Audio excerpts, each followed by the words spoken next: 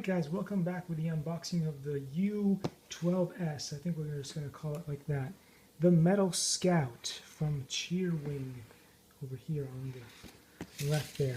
So funny story is, a long time ago I got this really cool bird here. And it was decent, the Talon version 2 Hawk. However, it had a terrible remote. And the reason why it was terrible was that it is infrared. It's not one of those 2.4 gigahertz or whatever they call these, the newer ones anyway. And so therefore what happened was that if you wanted to fly this thing outside, it would do a terrible job of flying.